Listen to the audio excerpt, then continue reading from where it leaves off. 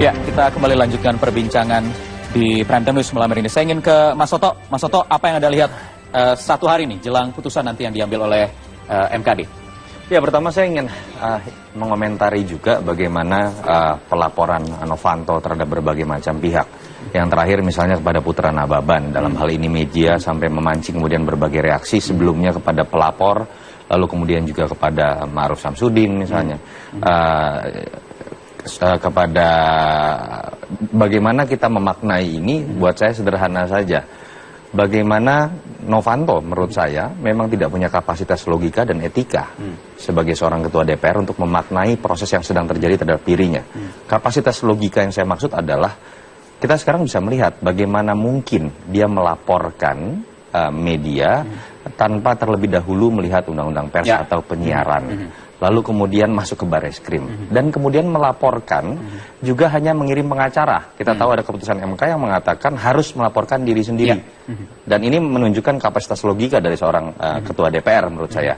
Kapasitas etika yang juga tidak mumpuni ketika kita tahu dalam sidang-sidang yang semuanya terbuka, termasuk kemarin oleh Pak Luhut, tapi hanya satu-satunya orang yang terlapor yang seharusnya itu merasa dirinya yang paling berhak mengadakan pertunjukan di hadapan publik untuk membela dirinya bahwa memang dia tidak salah, tapi beliau tidak berani melakukan sidang ini secara terbuka. Artinya kapasitas etikanya juga tidak ada menurut saya dalam memandang proses yang Anda melihat itu sebagai bentuk apa dari sikap yang diambil oleh Setia Novanto? Iya, buat saya logikanya sederhana. Dalam konteks psikologi massa, kita bisa melihat dengan akal sehat kok. Ini orang yang merasa dirinya betul atau bersalah. Itu saja. Saya tidak mau menghakimi lebih lanjut.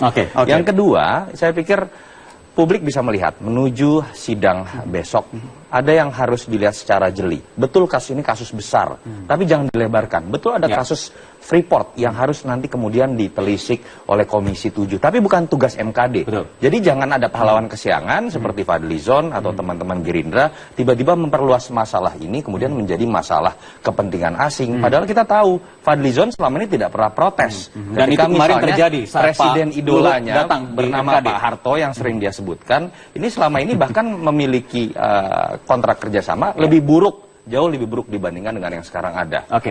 Jangan juga mempersempit masalah. Misalkan kita lihat beberapa teman-teman Golkar mengatakan bahwa tidak ada kata-kata Papa minta saham. Ini kemudian seperti mendegradasi pemikiran masyarakat yang saya pikir juga tahu tidak mungkin itu dilakukan secara harafiah. Tapi apakah pantas atau tidak pertemuan itu? Apakah membawa pengusaha pantas atau tidak? Apakah dalam konteks hubungan dengan eksekutif pantas atau tidak? Tanpa mempelajari peraturan DPR dan Undang-Undang 17 2014. Seharusnya bisa. Masyarakat sudah bisa mengerti. Baik. Kita akan cek dulu kondisi di DPR sore hari ini bagaimana, dan terutama jelang vonis ketua DPR oleh MKD yang akan diputus atau dilangsungkan hari Rabu besok. Informasinya akan disampaikan oleh rekan kami Rifai Pomone langsung dari gedung DPR. Rifai, seperti apa suasana di DPR satu hari jelang vonis Setia Novanto oleh MKD besok?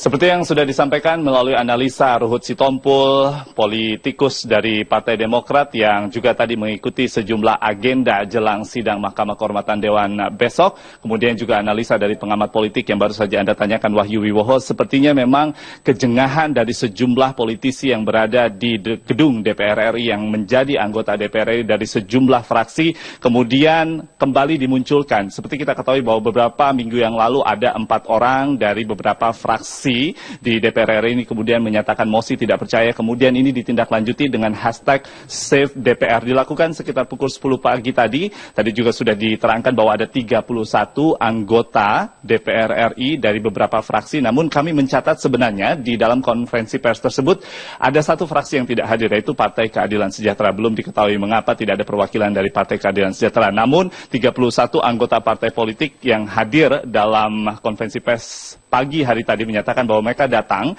atas inisiatif pribadi dan sebagai nama pribadi atau atas nama pribadi, bukan mewakili partai politik yang mengusung mereka sebagai perwakilan di gedung DPR RI. Dan kondisi seperti ini tentunya menjadi sebuah tambahan lagi dari aksi atau reaksi yang ditimbulkan oleh publik. Kalau kita bisa mengatakan publik secara eksternal di luar gedung DPR RI ini sudah banyak yang meminta agar Setia Novanto untuk mundur dari jabatannya sebagai Ketua DPR RI. Kemudian ditegaskan kembali oleh sejumlah perwakilan rakyat yang ada di gedung DPR RI melalui sebuah gerakan aksi moral yang diberi nama #SaveDPR. Dan ada beberapa informasi dalam grafis yang coba kami tunjukkan. Wahyu dan juga pemirsa bisa melihat di sisi sebelah kiri saya saat ini. Saya akan coba tunjukkan di slide pertama. Ada 2 tuntutan, pernyataan yang disampaikan dalam #SaveDPR ini. Yang pertama adalah meminta dengan hormat kepada yang terhormat Setia Novanto untuk mundur dari jabatannya sebagai Ketua DPR RI. Itu akan menjaga marwah dan juga sebuah kewibawaan dari institusi lembaga DPR RI menurut 31 anggota partai politik atau politisi yang hadir dalam konferensi pers ini. Lalu pernyataan kedua ini sangat menarik adalah mendukung sepenuhnya apa yang dilakukan oleh Mahkamah Kehormatan Dewan, namun diberi syarat sepertinya di situ untuk menetapkan sebuah keputusan yang tepat dari kasus yang kita sebut-sebut, media menyebutnya saat ini yaitu kasus Papa Minta Saham. Dan ini tentunya menjadi sebuah arahan yang sangat menarik. Dari slide yang berikutnya, kami akan tunjukkan beberapa anggota partai politik, anggota DPR RI yang kemudian hadir dalam pertemuan konferensi pers di pagi hari tadi.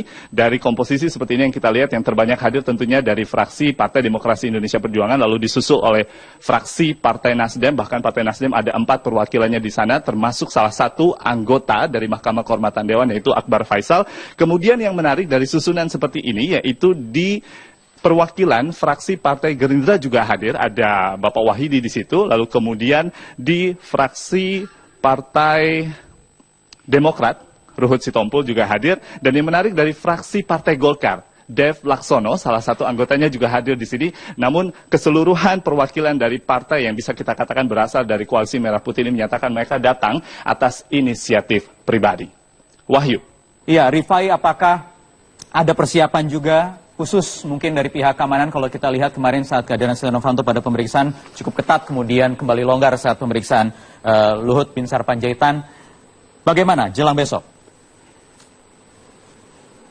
Sepertinya dari pantauan saya pribadi dan juga sejumlah tim liputan Metro TV yang bertugas sejak pagi hari tadi di gedung DPR RI, memang belum ada persiapan secara khusus dari segi pengamanan untuk sidang Mahkamah Kehormatan Dewan yang akan dilakukan pada hari Rabu 16 Desember 2015 esok, yang tentunya sudah beredar informasi agendanya akan menjadi sebuah agenda final dari keputusan 17 pimpinan dan juga anggota Mahkamah Kehormatan Dewan untuk menentukan apakah ada pelanggaran kode etik yang dilakukan atau didugakan dilakukan oleh Ketua DPR RI Setia Novanto.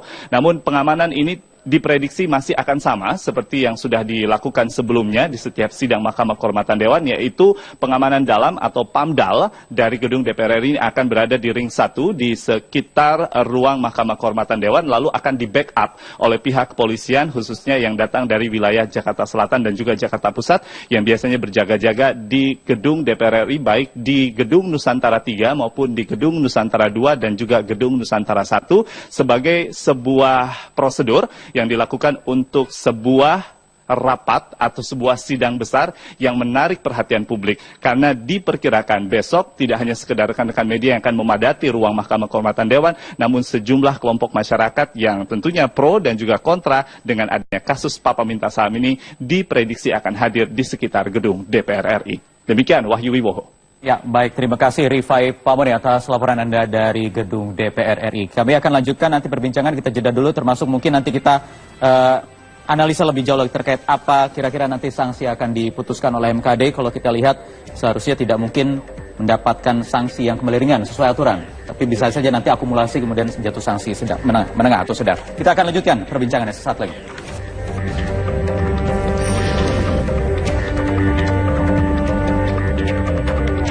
Sementara itu, saat tengah menjadi sorotan, Ketua DPR Setia Novanto masih tetap hadir di jajaran pimpinan DPR saat rapat paripurna pada siang tadi.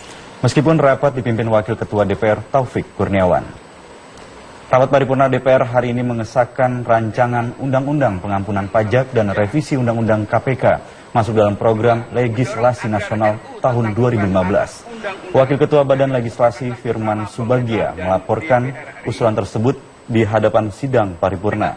Karena sisa waktu prolegnas 2015 tinggal 15 hari lagi, maka paripurna DPR juga mengesahkan kedua rancangan undang-undang tersebut masuk dalam prolegnas tahun 2016. Rapat hanya dihadiri 285 anggota DPR dari 560 anggota keseluruhan.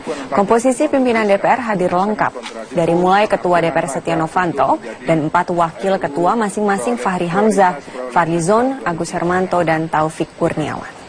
Mengingat pasal 5 ayat 1 Undang-Undang Dasar mengajukan RUU kepada DPR, maka dengan ini fraksi Partai 2 tentang KPK tindak pidana korupsi ini menolak secara keras karena pada 2 RUU itu